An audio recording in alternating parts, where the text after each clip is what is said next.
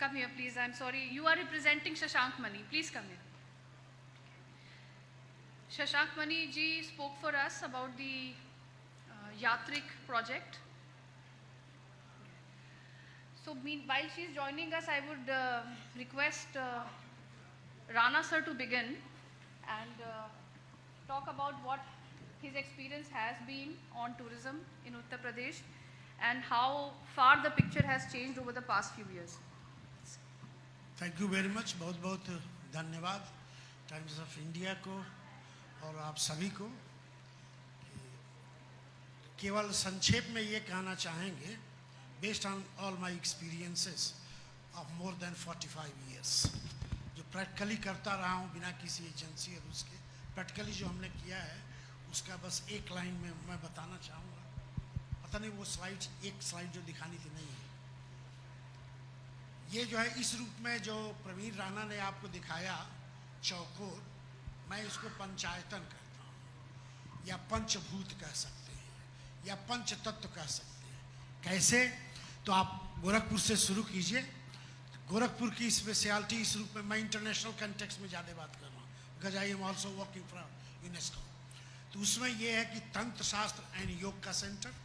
फिर वहाँ से चलिए, दूसरा है अयोध्या। केवल राम मंदिर ही नहीं है, शायद उत्तर भारत में 2 ऐसे शहर हैं जो 1000 BC से कंटिन्यूस लाइव है। ज़्यादा हम हाईलाइट करते हैं वाराणसी को, उस पर भी हमको काम है, तो दोनों ही हैं। तो एक रूप में राम की उस संस्कृति को जो विश्व को उन्होंने दिया, दूसरी हिस्टोरिसिटी का सेंटर।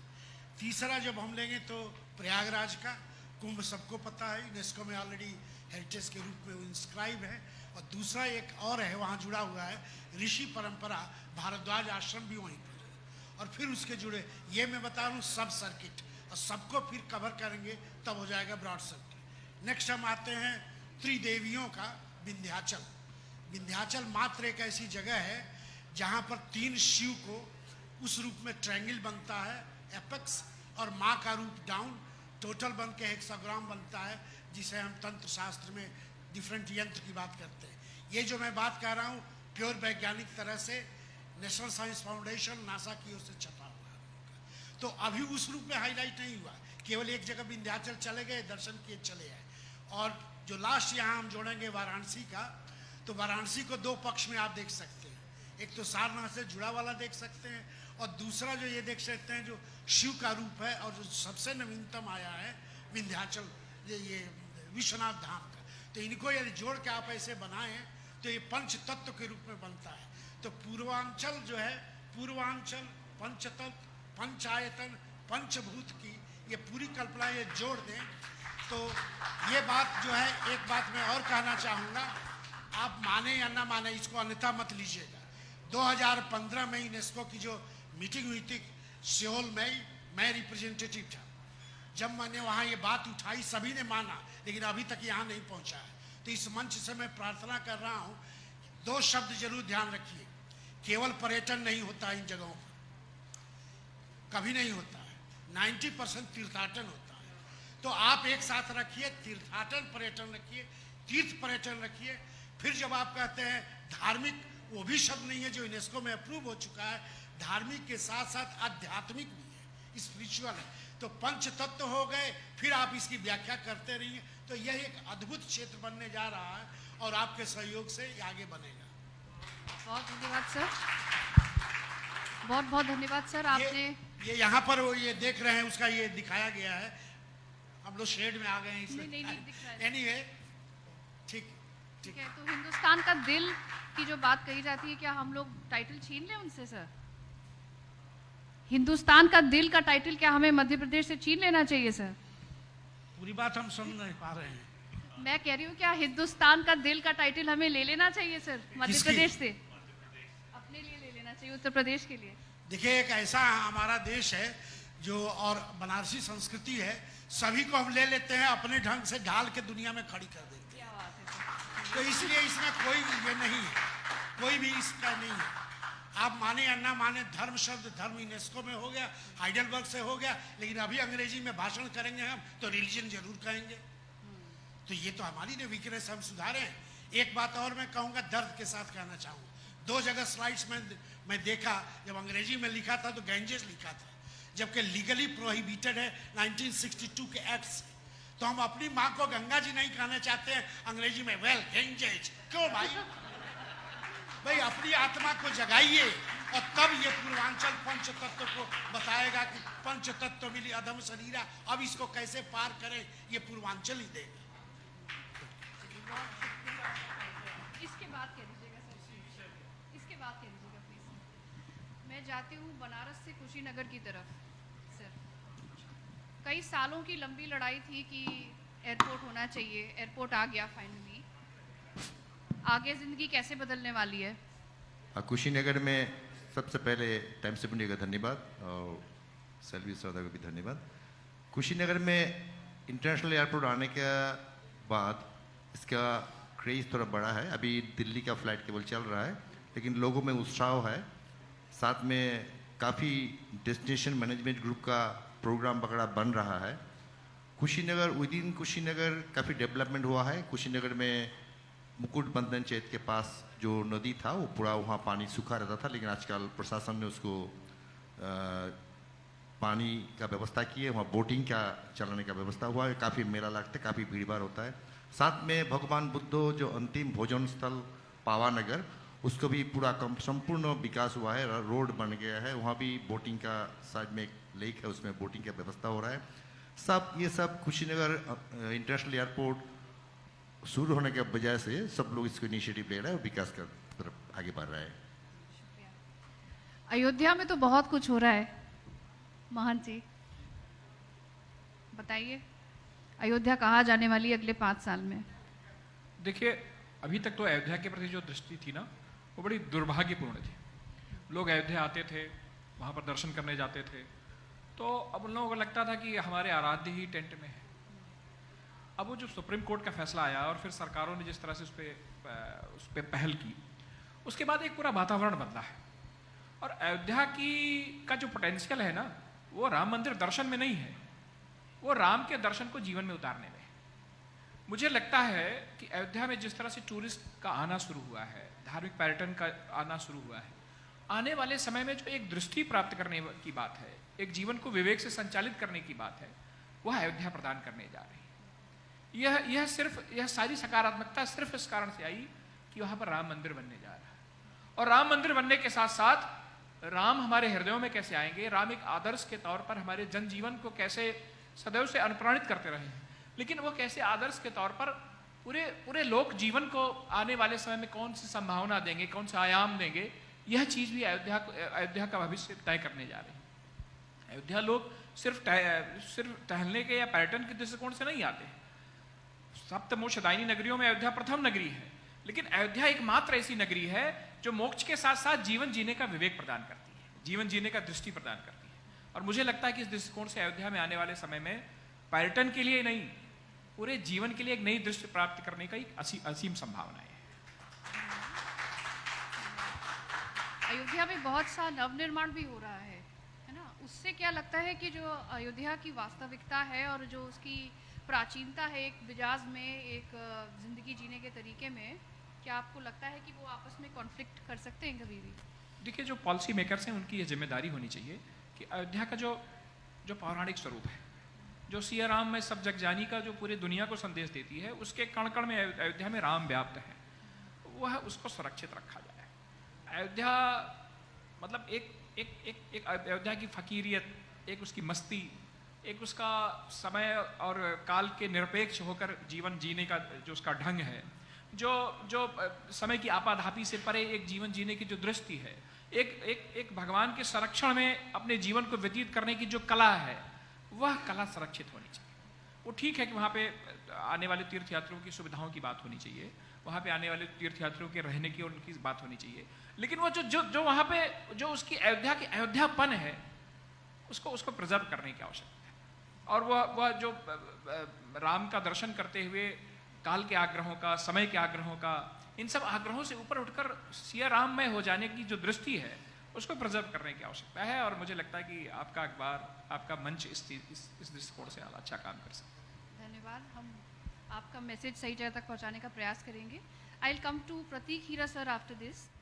पॉलिसी मेकर्स के बिहाफ पर आप बताइए सर, क्या चल रहा है अभी तक, क्या स्टेप्स लिए गए हैं कि टूरिज्म में फुटफॉल बढ़ रहा है, आगे आप क्या इंडस्ट्री के देखते हैं? No, I think the kind of work that has been done presently, it started with the Kashi Vishwanath corridor in Varanasi, which is one example जहाँ पर हम लोग कहते थे कि जो हम एक्सक्यूज़ देते थे गंदगी के बारे में, जो बहुत पतली गलियाँ थीं और जो अव्यवस्था थी उसके बारे में कि भाई एक बहुत पुराना शहर है, प्राचीन शहर है, इसमें कुछ नहीं हो सकता है.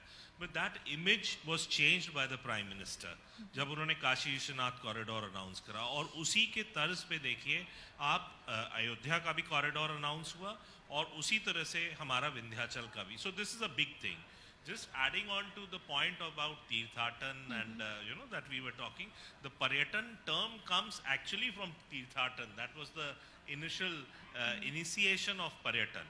So आप separate इन दोनों चीज़ों को नहीं दे सकते, but there's tremendous amount of work and concentration of the government that is going on. कुछ समय पहले ये अर्ध कुंभ वाली बात चल रही थी, उसमें हमारा ये भी गवर्नमेंट से अनुरोध है कि जिस तरह से हमारा माघ मेला होता है उसको भी क्यों ना हम रीमार्केट करें वार्षिक कुंभ की तरह.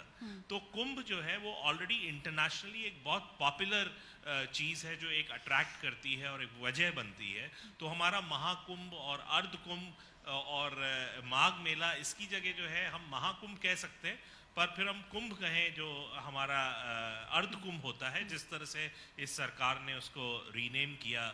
और उसी तरह से जो माघ मेला हमारा एनुअली इवेंट है वो भी हमारा जो है वो हो सकता है हम उसको अगर वार्षिक कुंभ कहें तो एक बहुत अच्छा इंटरनेशनल फुटफॉल हो. और टूरिज्म का डेटा जो है प्रवीण ने शेयर किया था, तो this is a rise in terms of domestic tourism which has been possible during the COVID times where we were not trying to discover, understand our own destination where we live in. तो वो चीज़ अब possible हो गई है. तो maybe after the COVID times और when the COVID situation gets better, we'll be able to probably get much more and ramp up much more in terms of tourism. We, as an industry person, I'm really very happy and excited for the times to come. Thank you for that insight sir. इसी से related एक बात आई कि Covid के time में बहुत personalised और बहुत एक्सपीरियंशियल और बहुत ही सेफ और क्यूरेटेड किस्म के टूरिज्म के ऑप्शंस लोग अब तलाशने लगे हैं. इनफैक्ट उसकी डिमांड में एक रीजनेबल अबाउट 25% तक इंक्रीज देखा गया है, जहां होम स्टेज, जहां पर्सनलाइज्ड एक्सपीरियंसेस, जहां विलेज टूरिज्म, इस तरीके के नए मॉडल्स बहुत सक्सेसफुल बताए जा ररहे हैं. इसके विषय में थोड़ा सा पहले बताइए कि what do we really mean by experiential tourism, and maybe then we can come to tourism touch and go से उभर के अब वो एक इमर्सिव फॉर्म में आ चुका था already. So people were not trying to just visit the monument, see the temple, but they were also trying to connect with local population, locals, trying to get into the cuisine, get into the skin. Stories sell actually. And अगर हम इसको religious से भी connect करें तो सारे religion जो है वो एक स्टोरी है, एक बुक के फॉर्म में कहानियों की तरह से बताए गए हैं. And how interesting it is to understand where lord Rama lived, where he slept, where he, I mean Ayodhya में आपके सीता रसोई को जितना बेचा गया उतना शायद जन्मभूमि को भी नहीं बेच पाए होंगे वहाँ के guide. So people get excited. वहाँ पर उन्होंने एक चकला और बेलन रख दिया है. Nobody knows what is the fact. But then this is how they have been able. So that is what immersive travel is. And before the session, we were discussing. I was in Kushinagar 3 days ago, and we were discussing why not try to do a bit of research. What meal would Lord Buddha eat when he was there, and try to replicate that kind of a meal when the place where he had his last meal. वहाँ पे हम लोग क्यों नहीं उसको वो कर सकते हैं? So this is what immersive travel is all about. Sukar Madhab. Sukar Madhab, actually the concept, many people think that Sukar like pig meat, Sukar Madhab. It is not pig meat. Sukar Madhab kind of, it is like tapioca, looks like tapioca. It's like a mushroom. The stem, Yeah. like, but solid part, like, it is like a potato underground. It is very tasty normally. So now also it grows there, but not in large quantity. So we can start cultivating that and start that last meal. We have discussed that, and do you probably think there is a demander for this? Do you think there is a demand for such kind of food? Yes, people, Because there people are other will love stories to also. take that because they travel all the way from far country, like, they come with a very revered mind. When they reach Kushinagar, they feel that they have done their best achievement in life. They cry, they do a lot of things, and we are amazed to see that. Demand तो create करनी पड़ेगी. काला नमक rice is being sold as Buddha rice, so we can Yeah. sell the Kala fruits, namak, we can- So yeah. that's the kind of demand that you have to create. I'll come back to the topic of experiential tourism like we were talking, and we have some very interesting people sitting and talking about who can speak to us about new models of tourism. Shailendra sir, would you like to tell us something about what your model of rural and Yeah, village tourism? thank you, Times of India, and thank you all the people who have given me this opportunity to speak today. So I'll do it quickly. I've been in tourism industry for last about 20 years, but due to personal reasons and due to situations, I had to move back to my ancestral village or my maternal village, which is very close from here, about 50 kilometers. And that's the time I realized that, we being an agrarian country, India, most of us, most 70% nearly people are involved in agriculture. That needs to be showcased, and that's where tourism and agriculture needs to be married, and that's what we are trying to do. We've got a farm nearby which we are trying to develop into a center of learning for rural tourism, for alternative accommodation types, where you create accommodation, hyperlocal accommodation using just the material which is around you, and to give that experience to the city dwellers, to foreigners, to whatever people who want to come and experience that. So I think there's a huge potential, and especially so in UP and in Purvanchal, क्योंकि जैसे मैं तो सब जगह घूमा हूँ, अलग अलग देशों में, अलग अलग उसमें ठेठ गांव जिसको कहते हैं हमारी भाषा में, वो अगर किसी को देखना है तो वो यहाँ पूर्वांचल में है. The cultures are still alive, the cuisines are still alive, so we just need to present it in a platter and show it to the world. So that is the attempt. That requires some packaging. Yes, that requires some packaging, and of course with help of industry biggies like Prateek Bhai sitting here, who's helping us out a lot, and with the government support, I'm sure we can make this dream happen. Because when I started this idea, I was told कि, you're going crazy. What are you going to do? Purvanchal में कैसे करोगे tourism एक छोटे से गांव में जो कोई जानता भी नहीं है. But that is the challenge that we've taken up, and we'll hopefully. What kind of policy support you look forward to for this? So ecotourism, there are a lot of policies that are there in UP tourism. Also, they have schemes and things, but it needs to reach down to people. Like if I want to go to the government and say that this is a project I have, I need more takers. I need more years for people to at least understand my project and give that kind of a support. So not financial support only, infrastructural support, the roads, the connectivity of that particular destination. So that is the kind of support that will really help. We have Abhishek ji from Mirzapur. What's happening in Mirzapur these days? Mirzapur is known for कालीन carpet industry. अभी हीरा साहब ने कहा और sir ने भी बताया कि विंध्याचल धाम के बारे में बताया. Vindhyachal, when we talk about tourism, there are two kind of crowd usually that comes. एक वो होते हैं जो crowd में बहुत भीड़ आती है, तीर्थाटन के पर्पस से भी आते हैं, और उनका कुछ crowd puller जगह होते हैं. तो Vindhyachal going to be a similar kind of crowd puller place as Vaishno Devi is right now. But at the same time, Mirzapur बहुत ही unique है, world class place है. Probably many in this hall don't know about it. IST, हमारा जो time है अभी जिस time को हम देखते हैं, that comes from Indian Standard Time, come from Mirzapur. I was doing a research and I went to London while doing this, और मैंने वहाँ देखा GMT line है. GMT line पे वहाँ रॉयल ऑब्जर्वेटरी बनी हुई है, और लोग एक ब्रॉन्ज लाइन बनी हुई है, वहाँ सेल्फी खींचते हैं, 50 पाउंड का टिकट देते हैं, और then they take selfie. It's a big place. Lakhs of tourists are coming there. So IST got huge opportunity in the same context. Similarly, Mirzapur में बहुत कुछ ऐसी चीज़ें हैं जो अभी जैसे कि राणा सर ने अपने प्रेजेंटेशन में मेंशन करा था, आपको रॉक पेंटिंग के बारे में. हमारे यहाँ जो रॉक पेंटिंग है, you all will be amazed to know, world का सबसे पहला डिस्कवर करे जाने वाला रॉक पेंटिंग है. अल्टामीरा स्पेन में जो रॉक पेंटिंग डिस्कवर किया गया था, उससे 12 साल पहले डिस्कवर हुआ. अल्टामीरा में 2 लाख यात्री हर साल 1998 में आते थे, और later on they closed it to save that place. इतने टूरिस्ट आने लगे और हमारे यहाँ अभी बहुत अपॉर्चुनिटी, अभी लोग जानते तक नहीं है। सिमिलरली हमारे यहाँ सलखन में फोजिल पार्क है। आप अमेज्ड होंगे जान के कि it is one of the oldest fossil park in the world. और ये जो है इसको आप comparison yellow stone fossil park से यूएस में कर सकते हैं। वहाँ पे 15 लाख यात्री हर साल आते हैं, हमारे यहाँ अभी हजारों में भी नहीं आते। तो we already have got world class product. होता क्या है, टूरिज्म में अलग अलग टाइप के लोग होते हैं, इंटरेस्ट होती है, किसी का जियो टूरिज्म में इंटरेस्ट है, किसी का ब्रिटिश हिस्ट्री में। Mirzapur got huge British history. So there are a lot of things for different markets we have got in Mirzapur for religious tourism. At the same time देखिए, मैं गवर्नमेंट ने एक बड़ा ही अच्छा काम किया है पिछले कुछ समय में। वहाँ पे अब रोपवे भी आ गया है।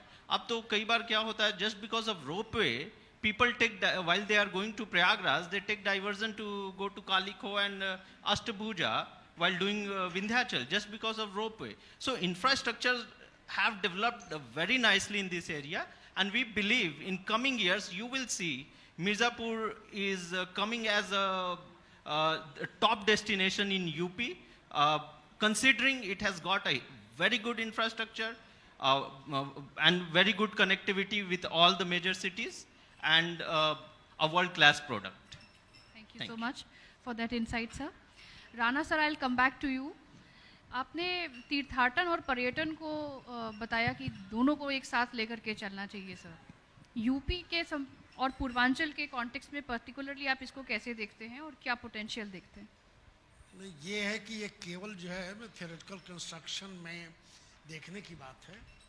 तो यदि इंटरनेशनल लेवल पर लिटरेचर को देखें तो इंडियन कंटेक्स्ट में जो इतना ओल्डेस्ट कल्चर है, हर टूरिस्ट थोड़ा सा पिलग्रिम है, हर पिलग्रिम थोड़ा सा टूरिस्ट है। तो why not we can put together, तो जिसको हम बुद्धिस्ट फिलॉसफी में मिडिल पाथ कहते हैं। वाह। तो उस रूप में लेंगे जो प्रतीक जी ने कहा, तो एक बेटर रूप में हम थियोरेटिकल कंस्ट्रक्शन कर सकते हैं। अच्छा, 2-3 बातें ऐसी होती हैं कि बिना साइंस, इसको अदरवाइज मत लीजिएगा। कभी कभी ऐसा होता है कि हम समझते हैं कि जो हमने पढ़ा है वही सही है। जैसे आपने कहा वन ऑफ द, तो you have to correct that is the only one. It is 1650 million years organism का ग्रोथ। ये स्मिथसोनियन और नासा के रिपोर्ट में छप चुका है 5 साल पहले, आज नहीं। और अभी तक ये नहीं आ पाया। और आप लोग करके कहीं तो लगवाइए, साइने लगवाइए भाई, बताइए उसको क्या है। तो वो दूसरी चीज और है, एक चीज और है जो विंध्याचल के कंटेक्स्ट में है, साथ साथ उसके साथ इको टूरिज्म जुड़ा हुआ है। जैसे लेखनिया दरी की बात की आपने, तो उसमें जो रॉक पेंटिंग है, we have studied that under Wakankar साहब, the master of rock painting, जो लोग जानते होंगे। मैं बात कर रहा हूँ 80s का, ठीक है। तो अकेली एक ऐसी है रॉक पेंटिंग जो लगभग 3000 BC से लेकर के 1100 AD तक की है। And then you analyse the whole history through that thing. So that is another perspective one can try to put. तो केवल सिंपल बात ये कहनी कि हर के पीछे कुछ चीज़ें ऐसी हाईलाइट हम करें जो यूनिक हो, जो लीक से थोड़ी हट के हो। त्रिपाठी जी हमारे पुराने दोस्त हैं, आते आते कहे कि क्या भैया अयोध्या छोड़ देला का, हम कहीं यहाँ से न बुलाए थे, यहाँ बुलाते तो आ जाते। अब इसका मैं प्रूफ आपको दे रहा हूँ। यूनेस्को में ऑलरेडी रामलीला हेरिटेज में है, इंटेंजेबल हेरिटेज में है। 5 स्थानों का उसमें है, स्पेसिफिक है, जिसमें काशी भी है, अयोध्या भी है। जरा पैरेलल तो उसका एग्जाम्पल देखिए। बाली में जो आप जानते हैं कि हिंदू कल्चर है, ये काफ़ी कम हो चुका है, लेट मी से फ्रेंकली। गया जमाना की 90% है, अब केवल 40% के बिलो हैं। लेकिन वहाँ रामलीला जो हो रही है, मुस्लिम कर रहे हैं और संस्कृत बोल रहे हैं। पूछा गया, अभी इंटरव्यू आया है तो पूछा गया कि आप कैसे करते हैं, कई 2 चीज़ें हैं। ये जो हम इस्लाम फॉलो किए हुए बाद में आया है, लेकिन जो हमारी पुश्तैनी संस्कृति है वो उतना हम सदा करते रहते हैं। तो राम को हम प्रणाम ही करते हैं। गरुड़ एयरलाइन है वहाँ पर, कहीं भी घूम जाइए तो वहाँ भीम और अर्जुन जो है चौराहे पर है। तो ये मैं केवल उदाहरण दिया कि अयोध्या के सिलसिले में। और एक बात और अयोध्या के सिलसिले में है, और त्रिपाठी जी सहमत होंगे, हम इनके साथ काम भी किए हैं। इधर नाराज हैं कि मैं आया नहीं, मनोज जी हट गए तब से मैं गया नहीं।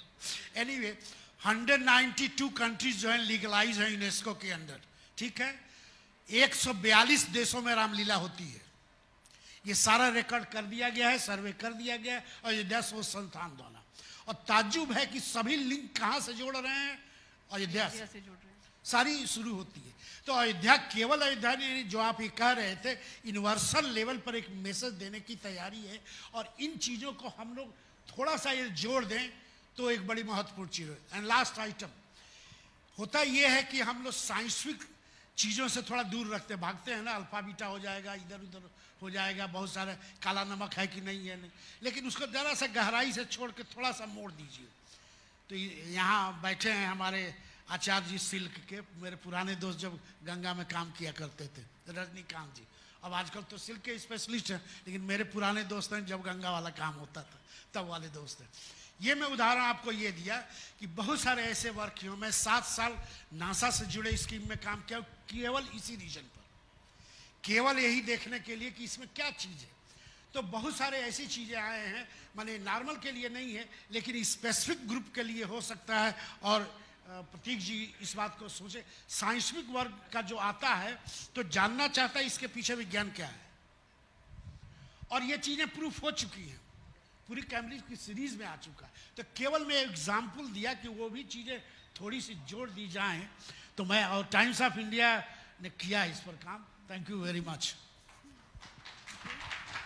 Sir, Prateek sir, we all are short of time, तो मैं आपसे रिक्वेस्ट करूंगी कुछ कंक्लूडिंग रिमार्क्स के साथ फिर हम लोग इस चर्चा को समाप्त करें। इवेंट्स पे हमारे यूपी को काफ़ी काम करना चाहिए और कर रहा है ऑलरेडी। और ख़ासकर जो हम आज इस मंच से बोलना चाहेंगे कि इवेंट्स और जो एक्सपीरियंसेस हैं वो हमारे इर्द गिर्द एग्जिस्ट कर रहे हैं, और महान जी इस चीज़ को मानेंगे। इन्होंने ने हमारा अयोध्या से जो ताल्लुक़ था वो बनवाया 2014-15 में, और उसके बाद हम अयोध्या जाते रहे। और हर दिन जो है अयोध्या में एक इवेंट है, चाहे वो रामनवमी तो बहुत बड़ा इवेंट हम बता रहे हैं, पर छोटे छोटे इवेंट, और जैसे राम विवाह का एक इवेंट होता है, सिर्फ मिसाल के तौर पे हम आपको बता रहे हैं, जिसको हम कभी हाईलाइट नहीं कर पाए। अगर हो सकता है हम गलत हों, पर हिंदू धर्म में जो शादियां होती हैं, विवाह होते हैं, वो उसी प्रणाली पे बेस्ड है जो राम जी और सीता जी का विवाह हुआ था, और वो आज भी प्रैक्टिस किया जाता है उसी हर्षोल्लास के साथ। अलग अलग जगहों से बारातें निकलती हैं। इस तरह के डेली इवेंट्स को हम यूपी में हाईलाइट करने में सक्षम नहीं रहे हैं, और हम इवेंट्स अपने मैन मेड इवेंट्स जो हैं वो बनाते रहते हैं। तो क्यों ना इस तरह के इवेंट्स को ही हम हाईलाइट करते हुए, और हम उससे ज़्यादा बेनिफिट शायद उठा सकते हैं than making our own events, और हम इर्द गिर्द सिर्फ ढूंढें तो इस तरह के हर शहर में, हर गली में इस तरह के इवेंट्स मिल जाते हैं। तो ये एक बस हमारा मैसेज है जो शायद योगी सरकार इस पे ध्यान देगी, और आई एम श्योर दैट जिस तरह के काम हुए हैं तो ये भी एक जो बची कुची चीज़ है ये भी शायद हो जाएगी।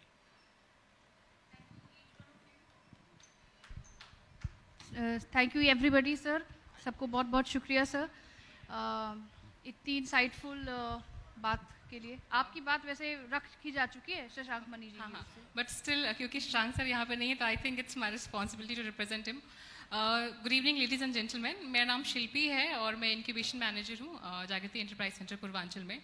Well all the people here are very dignitary and बहुत एक्सपीरियंस्ड हैं और बता रहे हैं कि टूरिज्म के लिए क्या करना चाहिए। I am the one who is an यात्री, और मैं ये बता सकती हूँ कि जब लोग टूर पे आते हैं, एक्सपीरियंशियल टूरिज्म की हम बात कर रहे हैं, और जब वो टूर पे आते हैं तो what they want to experience. So I would like to talk about the Jagriti Yatra, जो कि एक ट्रेन जर्नी है, and it's an experiential tourism about business tour, जिसमें हम लोग ऑल ओवर इंडिया से लगभग 500 लोगों को ट्रेन जर्नी पे लेके जाते हैं।